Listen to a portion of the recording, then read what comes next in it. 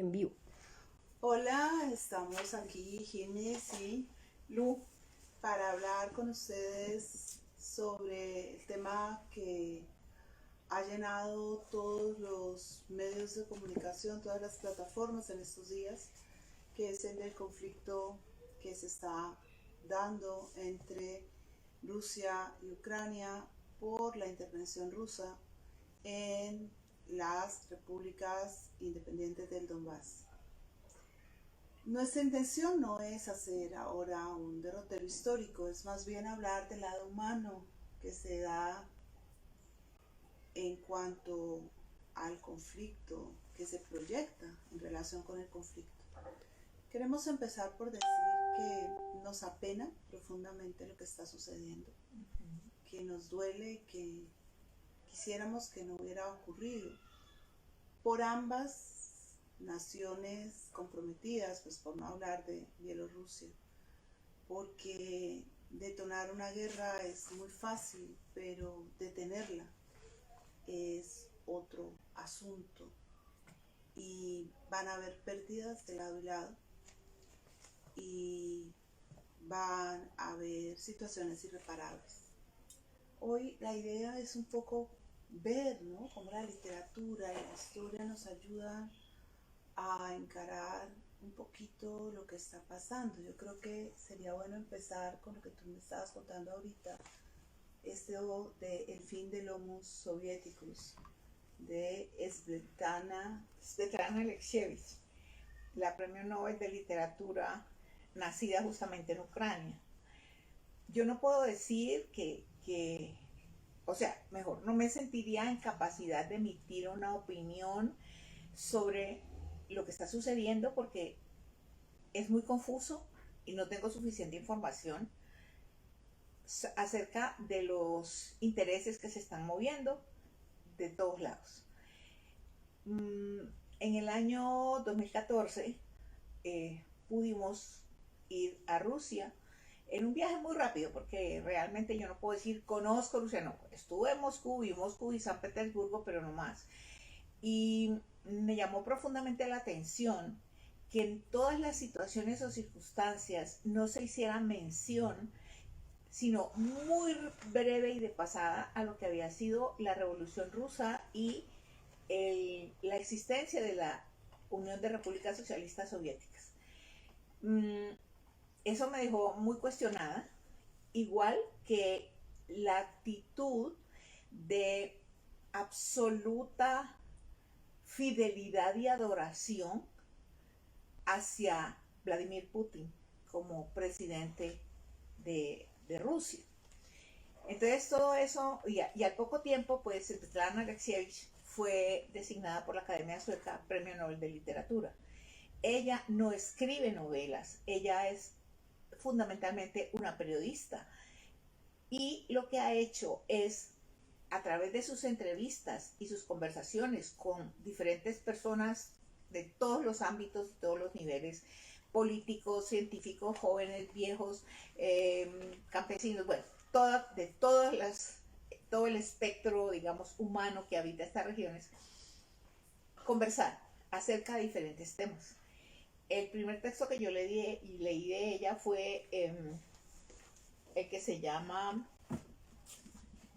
Voces de Chernobyl, porque ese había sido un evento que yo había seguido muy de cerca y me tocaba mucho. Entonces es terrible, es un libro, no sé si algunas personas lo habrán leído, pero para mí fue uno de los textos más difíciles de leer, porque las historias son tremendamente dolorosas y cuando uno siente que no son historias inventadas, sino que es el testimonio humano de la gente que lo vivió, pues eso golpea fuertemente nuestra sensibilidad y deja ver cómo fue de ineficaz el gobierno soviético cuando manejó la situación de Chernobyl, o Chernobyl, como no sé cómo se puede decir.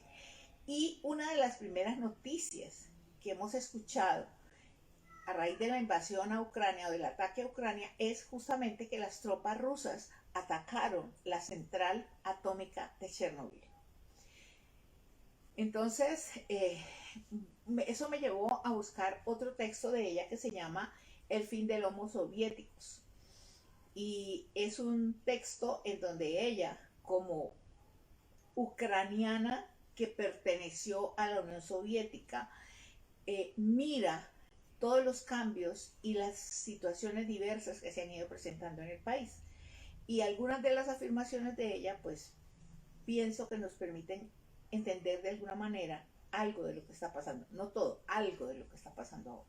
Hay algo interesante y es que sobre Voces de Chernobyl, lo de Chernobyl, se hizo una serie muy exitosa en HBO, creo, que a la gente le llegó mucho. Me gustaría de pronto que viéramos algunos detalles de ese texto que son ilustrativos, porque es que este conflicto nos tiene tan al borde de la mesa y yendo mucho más allá, por ejemplo, de lo que pudimos estar cuando hace un tiempo nomás, en 2011, empezó la guerra en Siria o el conflicto en Libia.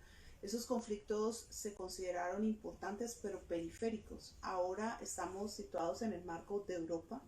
Toda la economía europea está en el aire un poco por la relación con Rusia. Se reactiva la OTAN. Bueno, van a pasar muchas cosas de las que espero podamos hablar en otro espacio ya de historia completamente y concretamente a partir del martes, para quienes les interese, porque es un análisis distinto. Aquí estamos hablando sobre todo de lo humano y de cómo se juega lo humano y cómo se ha jugado lo humano en estos territorios del este, específicamente en el territorio ruso, en el territorio ucraniano, para poderle poner piso y para que ustedes puedan ubicar también muchísimas de las afirmaciones que se están haciéndoles una advertencia que es importante, y es que, como siempre, por favor, desestimemos mucho de lo que corre de WhatsApp, a no ser que conozcamos una fuente muy fidedigna. Se están fabricando cosas que no son. Se han probado que se han usado videojuegos para hacer imágenes terribles. Las personas no tienen el menor respeto por la verdad ni el menor sentido de compasión por lo que está ocurriendo, y ponen y usan, me ha llamado mucho la atención, las mismas imágenes terroríficas que han funcionado desde la prehistoria, ¿no? Que comen niños, asesinan, abren a la gente por los vientres, y ciertamente eso en algunos momentos de la historia han pasado, y ahora vamos a ver lo que tú tienes de los discursos de Stalin en su momento. Pero pues para que ustedes estén como muy al pendiente, hoy sobre todo vamos a tratar de reflexionar en torno a lo que significa el conflicto como factor de humanización y deshumanización. Nos preparan para el conflicto bélico desde el punto de vista de convencernos de que es una necesidad inminente, algo por lo que vale la pena entregarlo todo, correr todo tipo de riesgos. Y en efecto el conflicto ha habido momentos en que ha tenido esa connotación, y digamos que en el pasado, hasta finales del siglo XX, las sociedades humanas fueron han sido 100% rehenes de la guerra. Después de aquí se ha abierto la posibilidad de que los seres humanos tomen actitudes distintas frente al conflicto. A muchas personas, para ir al conflicto hay que deshumanizarlas, ahora hablamos de eso, pero otras personas en el medio del conflicto encuentran el camino de la humanización. Recuerden que nos interesa dialogar con ustedes, recuerden que nos interesan sus aportes. Tenemos aquí a nuestra querida Katy Sáenz, que les va a leer los comentarios que ustedes hagan y las preguntas que ustedes hagan. La idea es que esto sea un diálogo y que sea lo más abierto y lo más acogedor posible. Entonces, yo quisiera decir algo, o sea, es muy difícil pensar, por lo menos para mí, en este conflicto sin tener como referente anterior lo que fue la Unión Soviética. Porque es que así hoy vayamos a Rusia, a Moscú, y, y no nos hablen para nada de lo que fue ese periodo, pero fueron más de 50 años. Fueron 70. 70 años de revolución. Y Svetlana Alexievich dice, somos diferentes tipos de soviéticos, los de Stalin, los de Brezhnev, los de Khrushchev y los de Gorbachev. O sea, son diferentes momentos de un proceso histórico muy amplio en donde se sojuzgó una gran cantidad de territorios al margen de raza, religión, lengua, visiones del mundo. Todo eso se intentó borrar y anular y se hizo de una manera terriblemente violenta.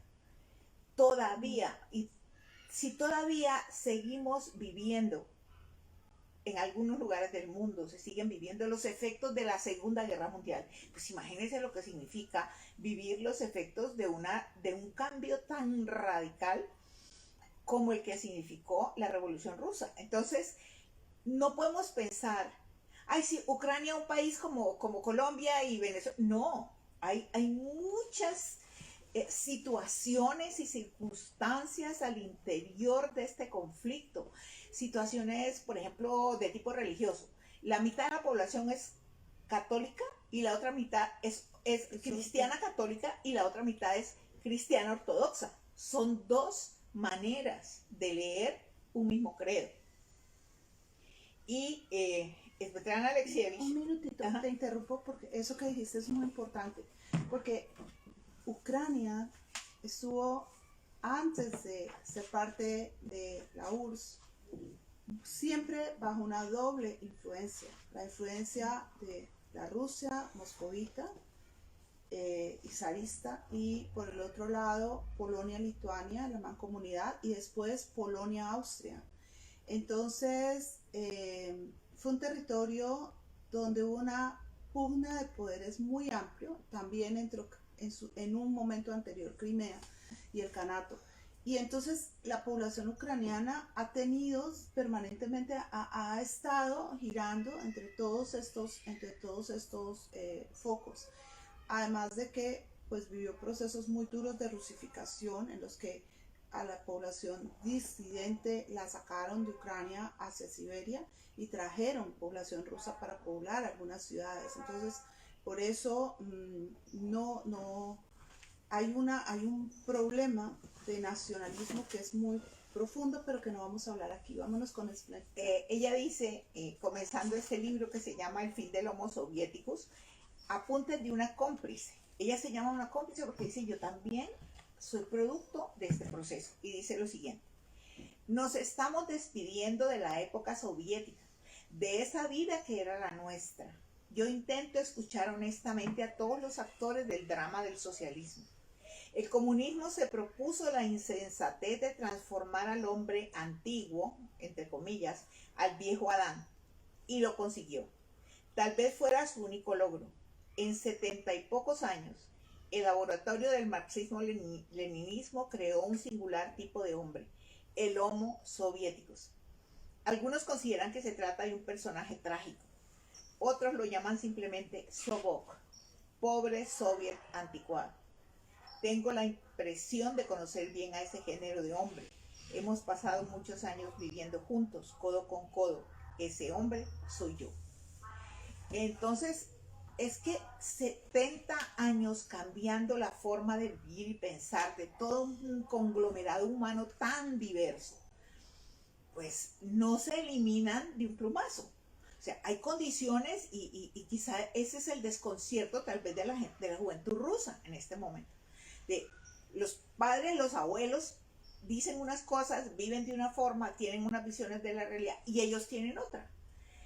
Entonces es tremendamente complicado.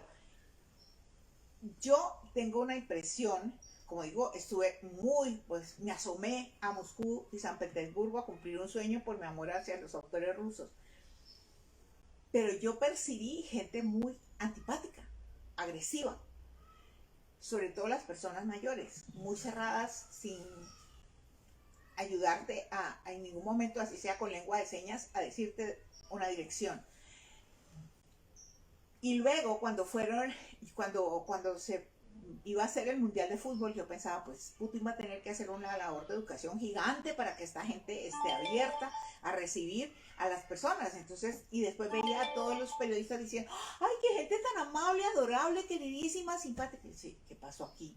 Es decir, no, a mí no me compaginaba lo que yo había visto con lo que estaba mostrando la televisión.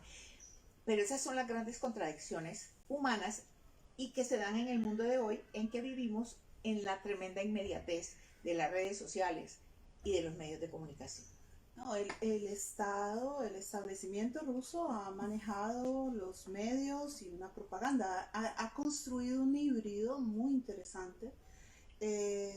Buscamos esos discursos de Stalin y de Lenin, un híbrido muy interesante a su interior, porque no, ya no somos comunistas, ya no tenemos el socialismo, hemos entrado en una deriva capitalista, eh, hemos revivido unas instituciones zaristas, unas escuelas para jóvenes que están siendo formados para ser la nueva élite rusa, con todos los valores y las formas propias. Estamos creando una identidad centrada incluso en la figura de los cosacos, que es muy interesante, porque los cosacos son ucranianos, pero son una representación de lo que es la rusofilia. Entonces, hay toda esta construcción que está ahí en ciernes, el anhelo de volver a tener el protagonismo enorme que se tuvo durante la URSS, pero hay cosas que no terminan de empatar por completo, hay cosas que están todavía sueltas y hay afirmaciones que hacen que pensemos, bueno, ¿qué está pasando detrás? Sabemos que hay cientos de personas, incluso miles de personas, que están saltando en este momento a las calles, desafiando la represión policiva para protestar contra los acontecimientos de Ucrania. Y ya cuando nos centramos en el análisis geopolítico, nos preguntamos qué tan dañada puede salir Rusia o qué tan golpeada puede salir Rusia, y si vale la pena que Rusia salga tan golpeado por lo que está haciendo, cuando hasta ahora quien va ganando es la OTAN. Entonces es un análisis geopolítico bien profundo. Veamos lo que cómo fue esa formación de ese Homo Sovieticus y qué hace posible que haya hoy en día tantos jóvenes afiliados al proyecto de Putin, ¿no? Ya iba a decir leninista, pero no putinista. A mí siempre me cuestiona con qué facilidad hablamos. El comunismo, ay, es que no puede llegar al comunismo. No tenemos ni idea de lo que es eso, ¿sí? Ese es como el coco con el que nos espantan siempre. Pero hay que ir a mirar incluso si verdaderamente durante esos 70 años de revolución en Rusia se construyó el comunismo. Yo creo que no. Esta señora dice lo siguiente, citando a algunos de los teóricos de la revolución, por ejemplo a Sinoniev. Dice, eso dice Sinoniev en un momento, voy a contextualizarlo mejor. Dice, mi padre solía recordar que su fe en el comunismo surgió a raíz del vuelo de Yuri Gagarin. Hemos sido los primeros, somos capaces de todo, se dijo.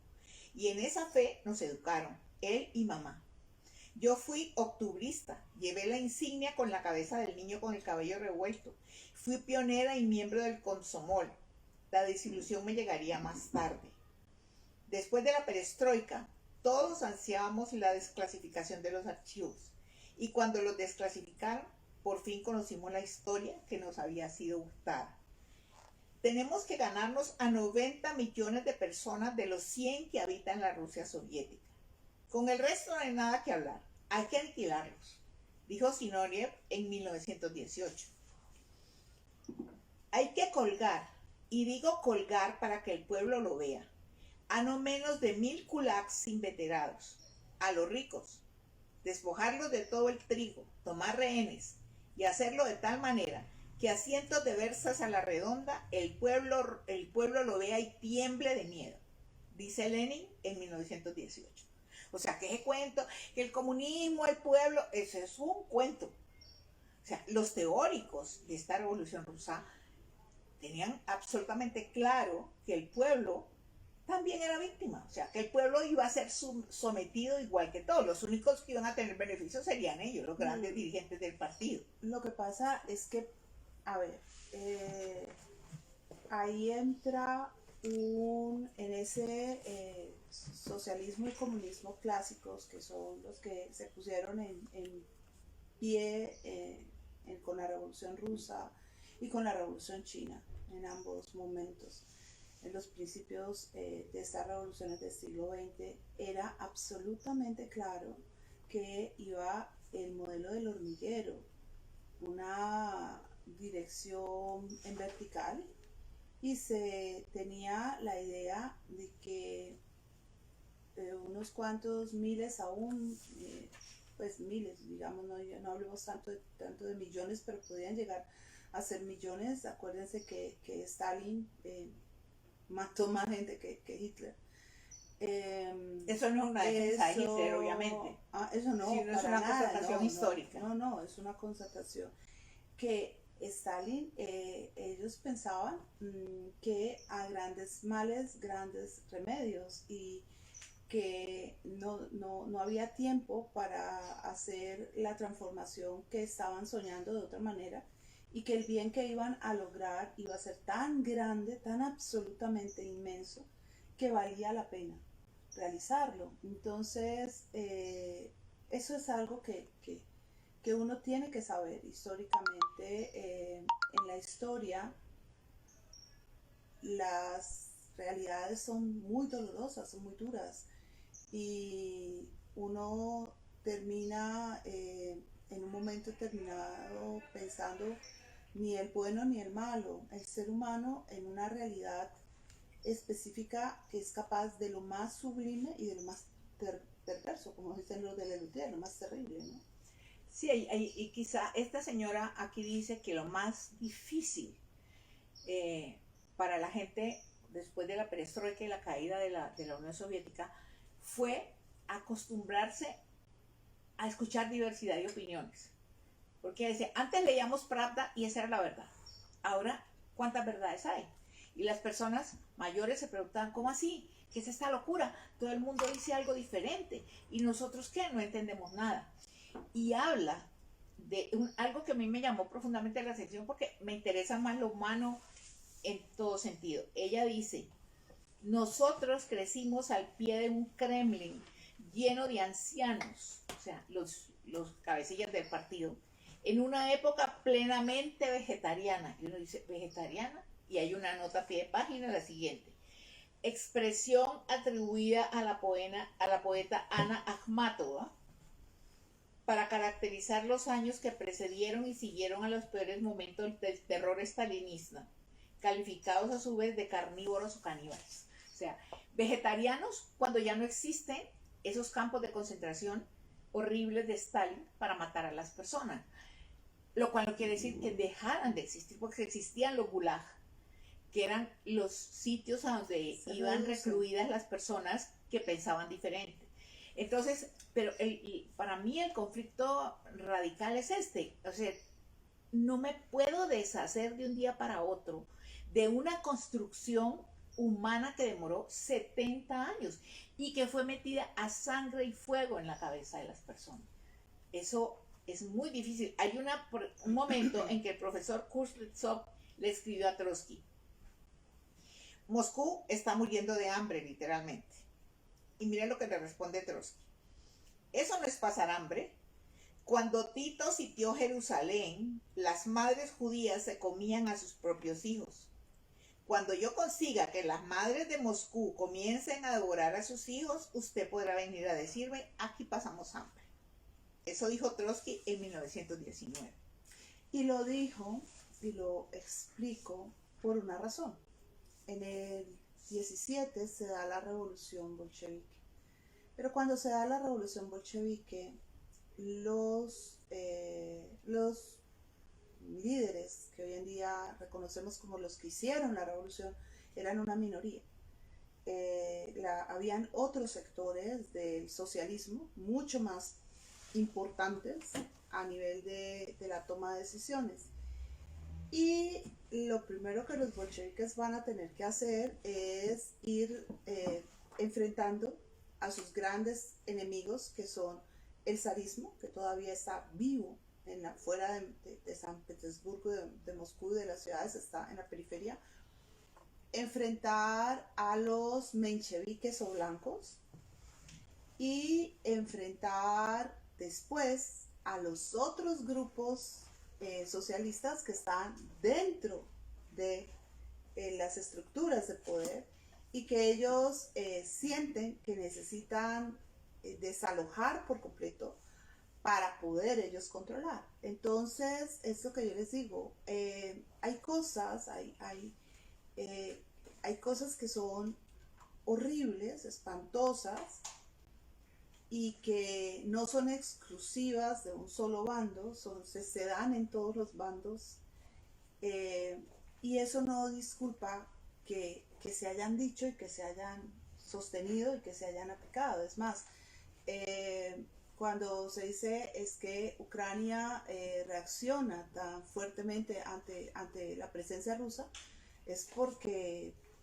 pues bueno, porque es que fue uno de los lugares más golpeados. 1932, 1933, mueren 12 millones de ucranianos por hambre cuando Stalin decide que no va a apoyar a los ucranianos. Después de eso, cuando entra en 1939 los alemanes nazis en el territorio de Ucrania, en la invasión a Rusia, muchos ucranianos permitirán el paso de los alemanes. Muchos los enfrentarán, obviamente algunos los enfrentarán, sobre todo la Ucrania más rusófila, la Ucrania que está comprometida con Rusia, pero muchos se convertirán en colaboradores de la Alemania de Hitler. El gran error de Hitler, entre comillas, y aclaro de nuevo, estoy haciendo simplemente el análisis histórico, será no aceptar a estos ucranianos en sus ejércitos, es decir, no tomarlos a filas, aunque habrán ucranianos, como habrán rusos, como hubo franceses, como hubo gente de diferentes naciones que colaborarán con el régimen nazi, hasta que este pues sea ya desalojado. En la gran ofensiva que se preparará y que preparará justamente Stalin. Después de eso, Stalin tendrá una mano doblemente más severa y más dura para con Ucrania, y los verá como los grandes traidores a la causa rusa, ¿no? Y aprovechará esa situación para debilitar más a Ucrania. Esta señora habla de que en algún momento, habla de la guerra de Chechenia. Y yo le preguntaba a Ángela, bueno, ¿y por qué la guerra de Chechenia no nos impactó tanto como esta guerra de Ucrania? Como que la vimos por allá, lejísimo, la guerra de Chechenia. Ellos sí, Chechenia, no teníamos ni idea ni dónde quedaba Chechenia en el mapa. Pero ella dice esto: corrían los años de la primera guerra de Chechenia. En una estación de trenes de Moscú, conocí a una mujer que venía de la región de Tambov. Se dirigía a Chechenia para buscar a su hijo que combatía. No quiero que muera y tampoco quiero que mate, me dijo. El Estado ya no era dueño del alma de aquella mujer, que era una persona libre. No había muchas personas como ella entonces. A la mayoría les irritaba la libertad. Hoy he comprado 3 diarios y cada uno cuenta su verdad. ¿Dónde está la verdadera verdad?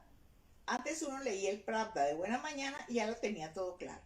Se quejaban. O sea, es difícil asumir esa nueva forma de vivir. Y también ella... El nombre del libro y su autora, pregunta. Svetlana Alexievich, El fin de lomos soviéticos. Editado por Acantilado. Preguntaba Sandra Vaina. Entonces, ella dice algo que me parece interesante. Dice, hoy los hijos les dicen a sus padres, no nos metan miedo con su socialismo. Un profesor universitario que conozco me contó, a finales de los años 90, mire que finales de los 90 no están tan lejos, sí, aunque a veces nos parece lejísimo, pero no, están ahí, están en la historia de la oreja. Los estudiantes se mofaban de mis alusiones a la Unión Soviética. Entonces estaban seguros de que ante ellos se abría un nuevo futuro. Ahora las cosas han cambiado.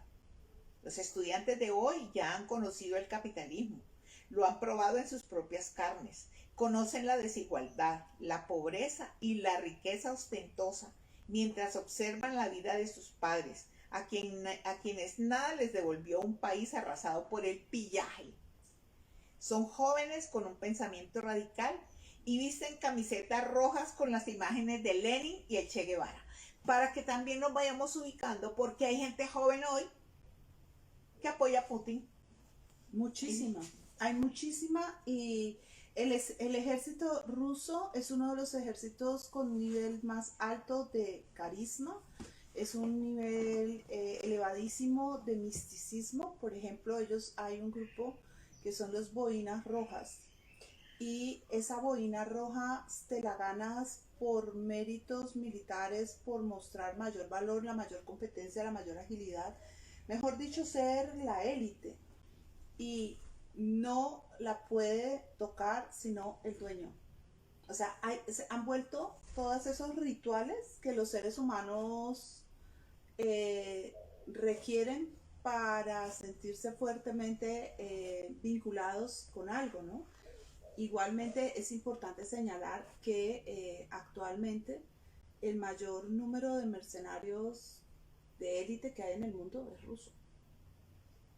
Sí, o sea, ahora, que hay un misticismo militar total. Tampoco podemos olvidar que muchas de las grandes instalaciones militares o instalaciones estratégicas que tenía la Unión Soviética quedaron diseminadas en otros territorios, en Ucrania, por ejemplo. Y en Ucrania se habla de la estación atómica de Chernobyl, pero cuando investigamos sobre Chernobyl, resulta que Chernobyl era de Bielorrusia. Entonces, es una confusión. Para nosotros es muy difícil porque tenemos otros conceptos en nuestra cabeza sobre la ubicación de los lugares. Una de las cosas más serias en el proceso de disolución de la URSS fue justamente cómo se iban a organizar los arsenales, sobre todo los arsenales nucleares, cuáles se iban a desmontar, y tenían mucho temor porque algunos quedaban en repúblicas muy pequeñas, muy volátiles, ¿no? Entonces eso podía ser muy serio. Esta señora dice esto: idea ya pasada de moda, vuelven con fuerza a la palestra pública. La del gran imperio ruso, la de la mano de hierro, la de la excepcionalidad de Rusia. Se ha recuperado el himno soviético, como también los komsomoles. Los komsomoles eran esas organizaciones juveniles, desde los jóvenes como pioneros iban a trabajar al campo. Eso se repitió en Cuba, se repitió en Nicaragua, se ha hecho en muchos lugares. Y si leemos la última novela de Juan Gabriel Vázquez, esta sobre Sergio Cabrera, Volver la vista atrás, también encontramos ese tipo de estructuras en la China de Mao Zedong.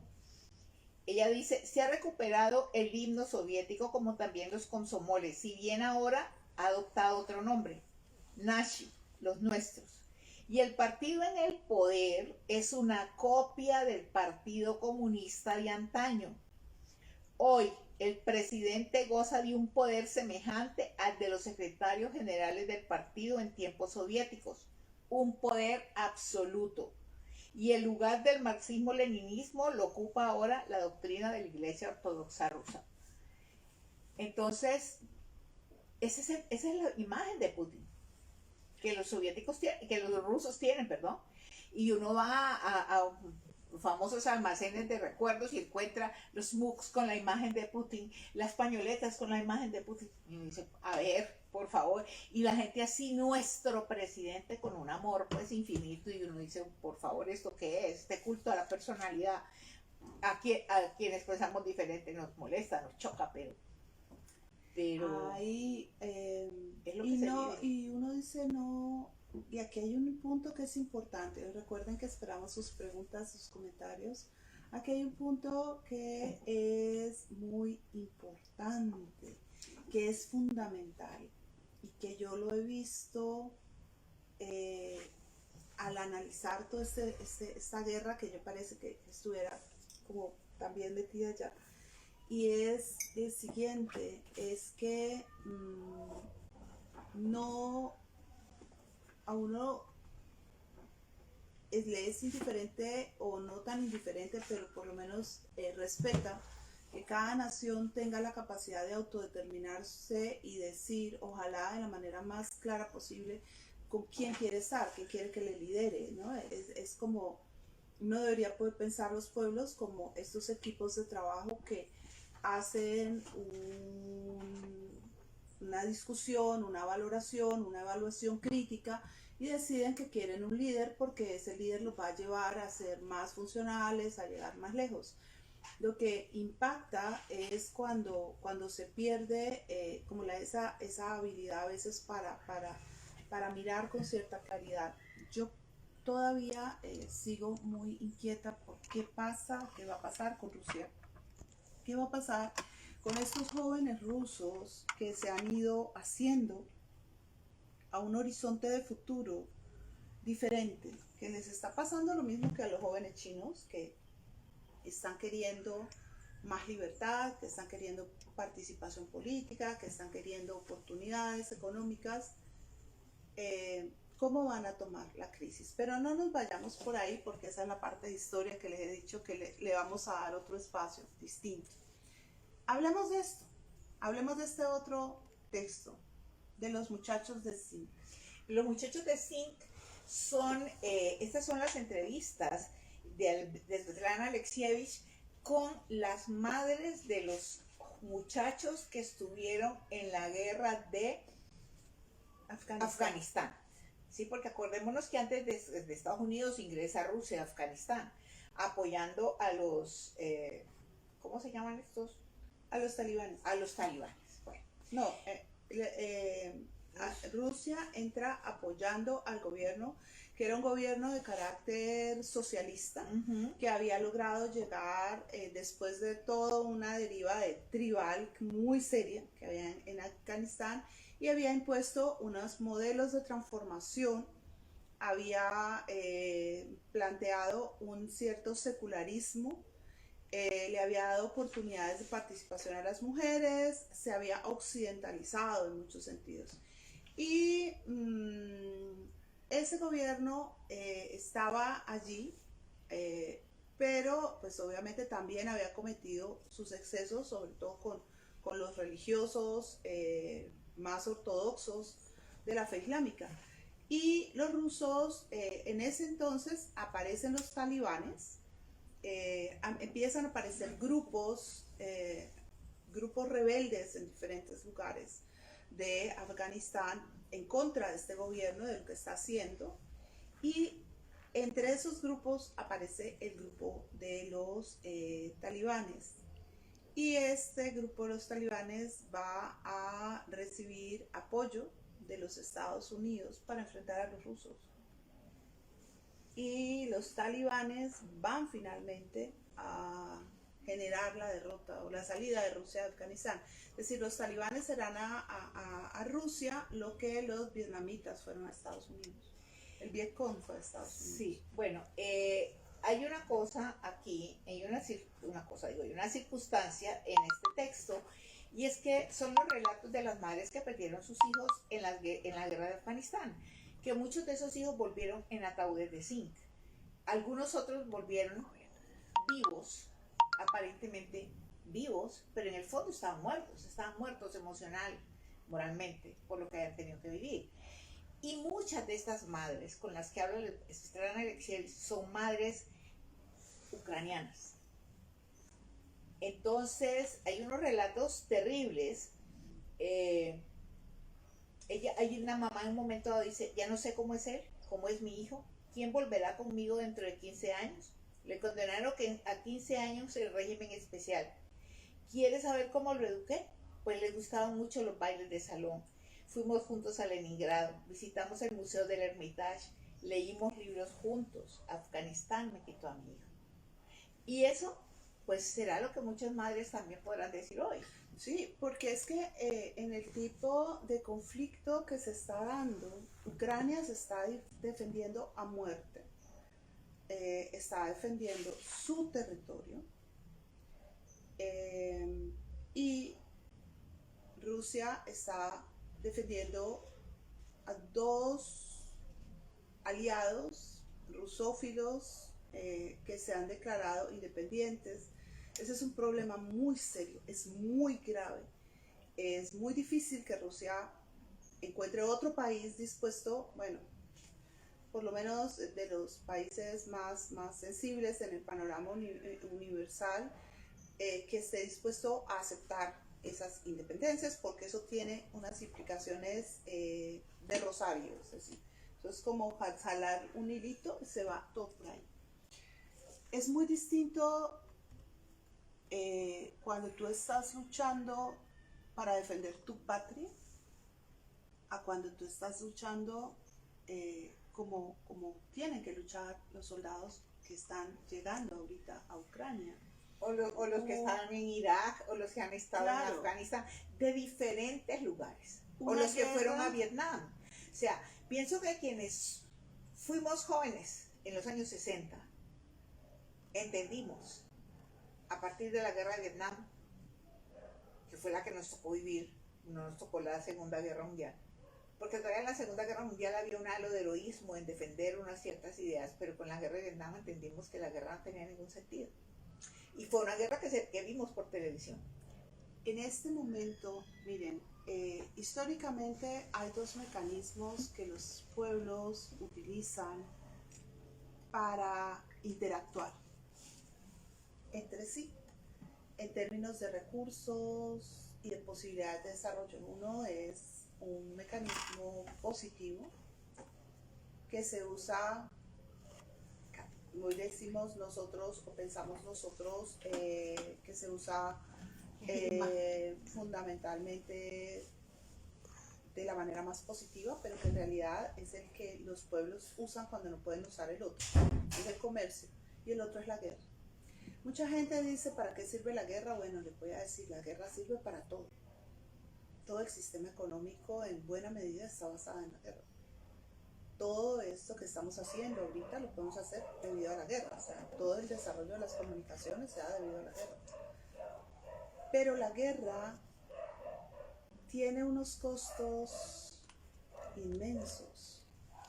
Lo primero que se pierde cuando arranca la guerra es la verdad. La verdad es el primer principio que desaparece.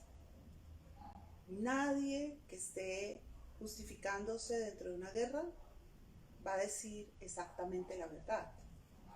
Porque si dice exactamente la verdad, tiene que decir cosas que no van a ser muy convenientes para sí mismo. Después de ahí en adelante, como ha circulado mucho en WhatsApp, y yo creo que es un texto muy bello y muy válido, que dice que la guerra es el mecanismo por el cual jóvenes que no se conocen y que no tienen nada en contra los unos de los otros van a matarse, van a masacrarse.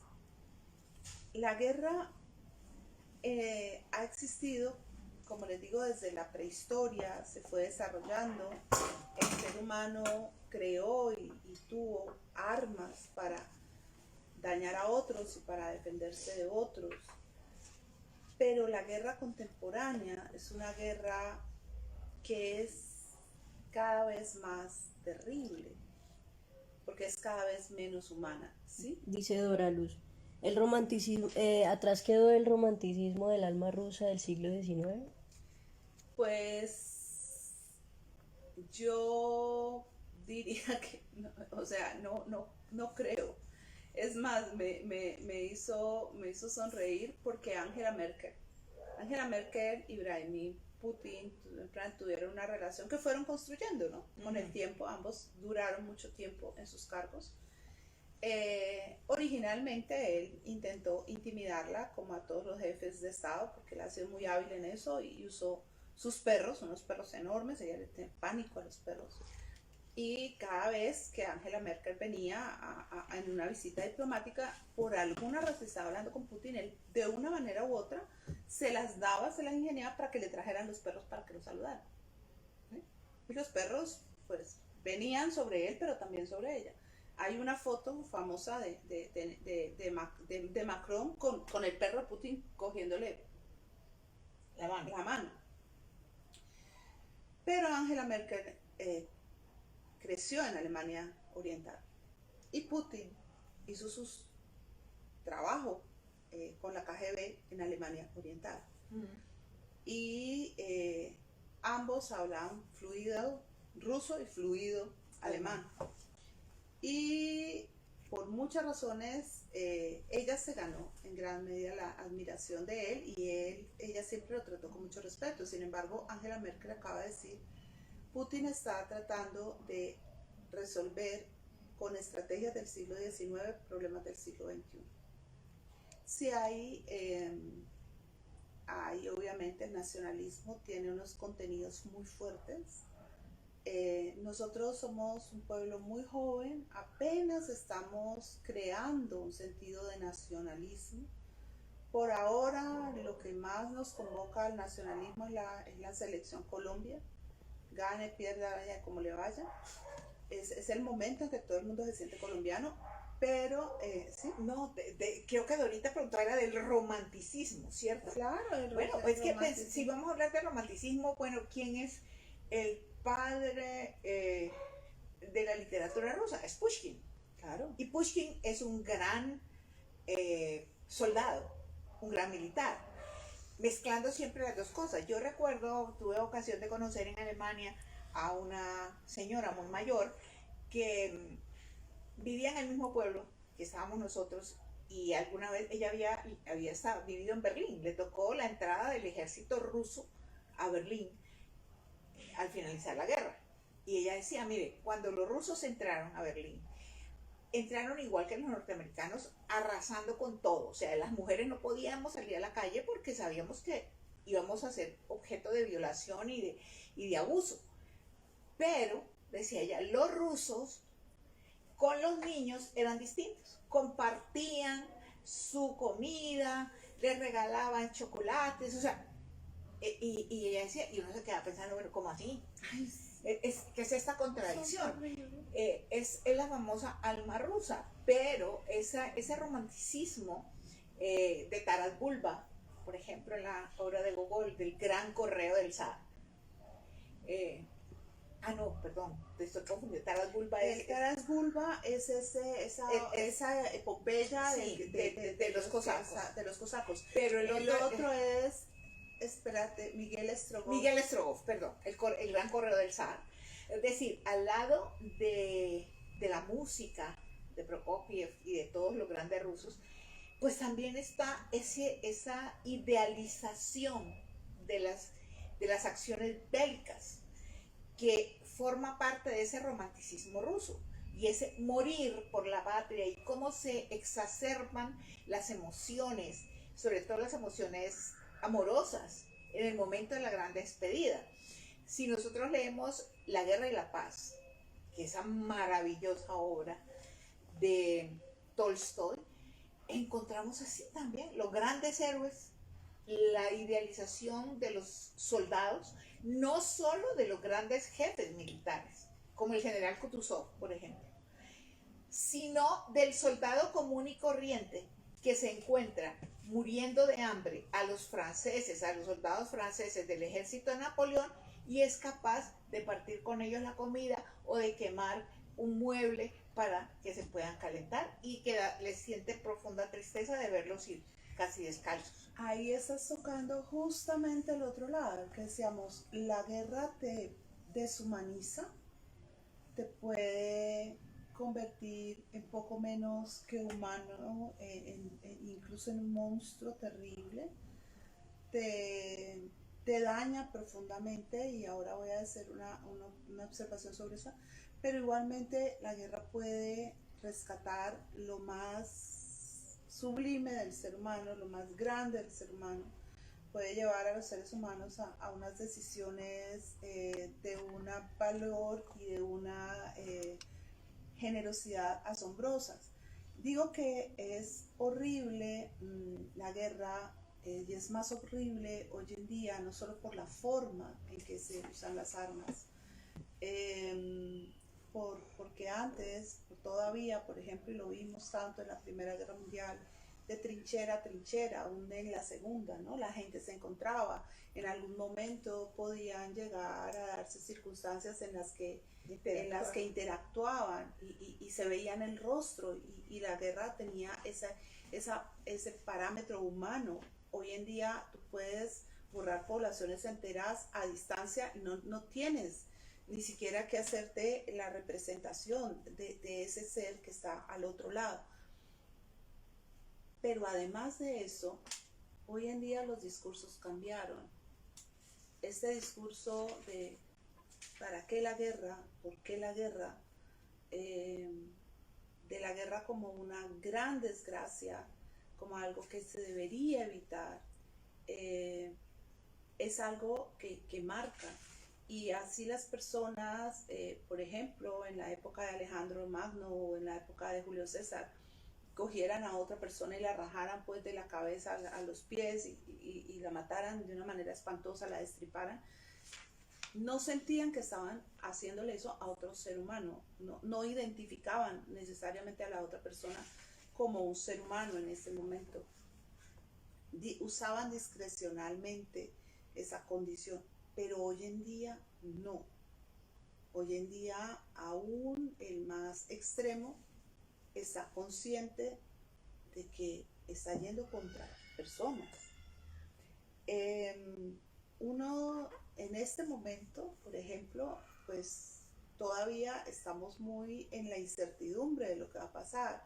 Entonces ahora, ¿por qué Chechenia no? ¿Por qué Ucrania sí? Ucrania es geoestratégicamente 1000 veces más importante que todos los otros territorios donde ha habido guerras hasta el momento.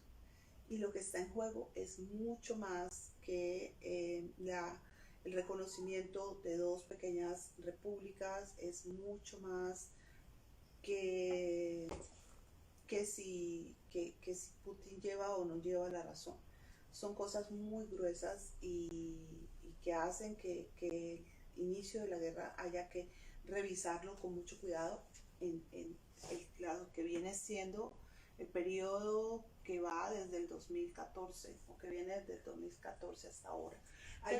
Pero un momentico, hay una cosa que me parece que es importante también en este momento, y es que todas esas fronteras de Rusia con Finlandia, con Estonia, con Lituania, con Letonia, con todos estos territorios, son unas fronteras muy flexibles, ¿sí? Donde se han jugado situaciones difíciles, complicadas. Entonces todo eso genera angustia y tensión en todos estos países. Claro, porque además hay muchos miedos, ¿no? Y los miedos están allí por medio y tienen sentido. ¿Quién va a frenar a? Porque es que en este caso estamos ante un dueño del balón. Hablemos un minuto de este libro de Susan Sontag, Ante el dolor de los demás. El mundo que vivimos es un mundo que está completamente atravesado por el conflicto, por la injusticia. Deberíamos ser más conscientes que nunca de lo que ocurre con los otros, con las otras personas. Y sin embargo tenemos unos mecanismos de evasión absolutamente poderosos. Yo ayer lo veía porque mandaron unos memes que eran muy divertidos, incluso algunos sobre lo que está pasando en Ucrania. Y entonces yo pensaba, yo decía, bueno, ya los miré, pero no los replico porque no debo replicarlos, que no deberíamos reírnos de la guerra. O sea, cuando Susan Sontag escribe este libro, es una preocupación que ella ha tenido, ¿sí? Sobre el dolor de los demás, sobre cómo nos afecta a nosotros. Pensemos que Susan Sontag es una de las poquísimas intelectuales que se manifiesta en el conflicto de los Balcanes. Ella va a Serbia con Juan Goytisolo, con Joan Manuel Serrat. O sea, son muy contados en los dedos de la mano. En ese momento Sean Penn está en el frente de batalla en Ucrania, filmando la guerra o las acciones, y ha habido muchos mensajes de figuras públicas protestando por la guerra, incluso figuras públicas al interior de Rusia. Cantantes, presentadores de televisión, bueno, muchísima gente. Pero en el conflicto de los Balcanes eso no pasó. Y hubo dos personas, Susan Sontag, y del otro lado estaba Peter Handke, el Premio Nobel de Literatura de 2019 creo.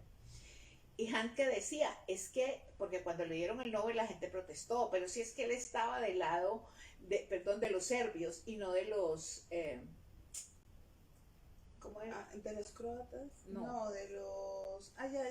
De los bosnios. De los bosnios. Porque Sontag y Goytisolo y Serrat habían estado como del lado de los bosnios y Handke del lado de los serbios. Él decía, es que en una guerra no hay buenos ni malos, o sea, todos cometen excesos. Y Susan Sontag dice aquí, ser espectador de calamidades que tienen lugar en otro país es una experiencia intrínseca de la modernidad, la ofrenda acumulativa de más de siglo y medio de actividad de esos turistas especializados y profesionales llamados periodistas. Las guerras son ahora también las vistas y sonidos de las salas de estar, la información de lo que está sucediendo en otra parte, llamada noticia, destaca los conflictos y la violencia. Si hay sangre, va en cabeza. Reza la vetusta directriz de la prensa sensacionalista y de los programas de noticias que emiten titulares a las 24 horas, a los que se responde con indignación, compasión, excitación o aprobación, mientras cada miseria se exhibe ante la vista. ¿Cómo se responde al constante creciente caudal de información sobre las agonías de la guerra? Ya era una cuestión a finales del siglo XIX. En 1899, Gustave Monnier, el primer presidente del Comité Internacional de la Cruz Roja, escribió: en la actualidad sabemos lo que ocurre todos los días a lo largo y ancho del mundo. Las descripciones que ofrecen los periodistas de los diarios son como si colocaran a los agonizantes de los campos de batalla ante la vista del lector de periódicos y los gritos resonaran en sus oídos. Lo cierto es que tener más imágenes no nos ha hecho más sensibles. Necesitamos tener más criterios y sobre todo necesitamos seguir insistiendo en que haya espacio para llegar a ser y ser verdaderamente humanos. Muchas gracias por acompañarnos en esta mañana de sábado, en este conversatorio. Quedan mil cosas por fuera, pero era lo que el tiempo nos permitía hacer. Y Gracias también por su lo que compañía. nos interesaba ver era cómo afecta a los seres humanos, cómo hay otras circunstancias, otras condiciones al interior de este conflicto que no son las que afloran en las noticias, como hablaba Susan Sontag. Gracias. Gracias.